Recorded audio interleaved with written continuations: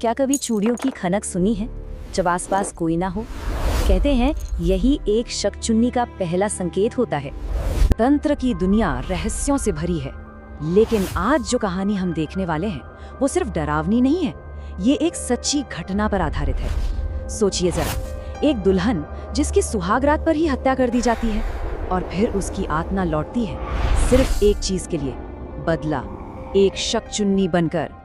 तो चलिए शकचुन्नी की इस कहानी में जरा और गहराई से उतरते हैं। ये बंगाली लोक कथाओं का एक बहुत ही दिलचस्प हिस्सा है।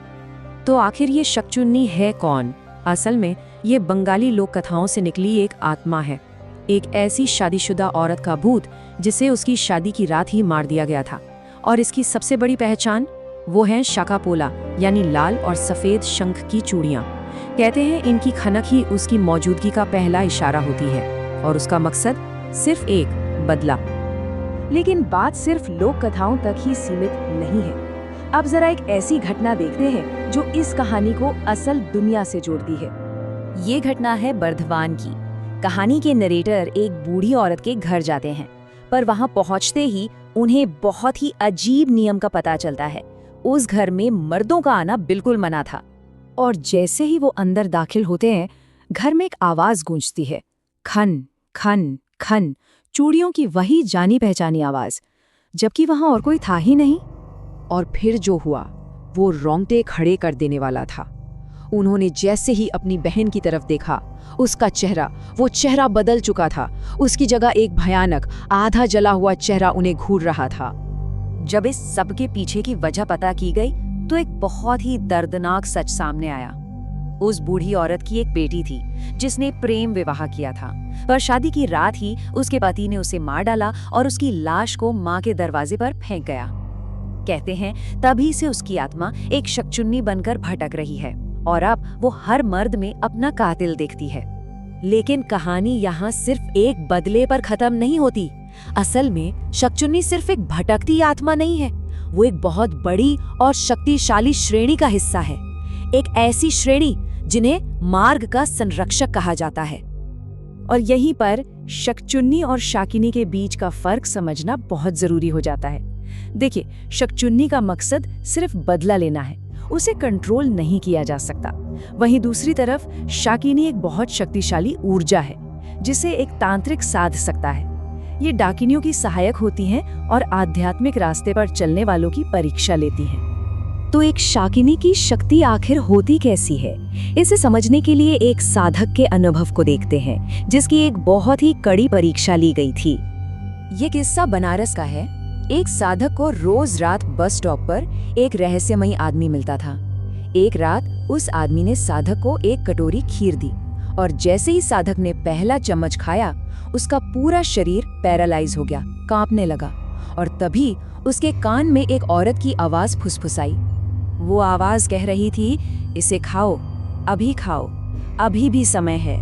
ये एक चेतावनी थी, एक परीक्षा का हिस्सा। लेकिन उस वक्त साधक को कुछ समझ नहीं आया।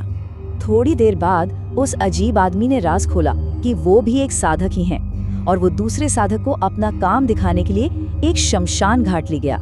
परीक्षा का अगला पड़ाव शुरू हो चुका था।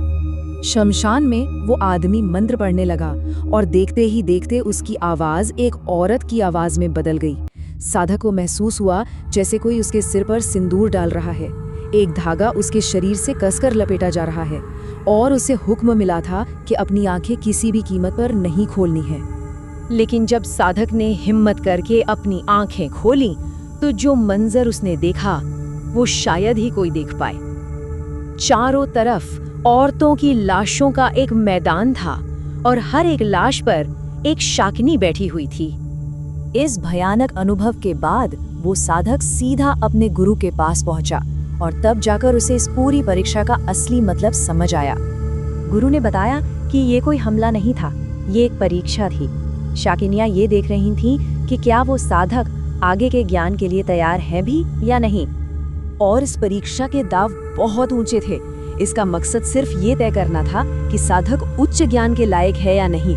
अगर वो फेल हो जाता तो उसे जिंदगी भर भटकने का श्राप मिलता और मरने के बाद हमेशा हमेशा के लिए वो शाकिनियों का गुलाम बन जाता।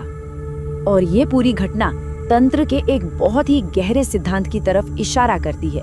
वो सिद्धांत जो ब्रह्मांड की प्रकृति और उसमें स्त्री ऊर्जा के महत्व को समझाता है। देखिए, तंत्र के अनुसार ये पूरा ब्रह्मांड 2 सिद्धांतों पर चलता है। पुरुष जो कि चेतना है और प्रकृति जो ऊर्जा है।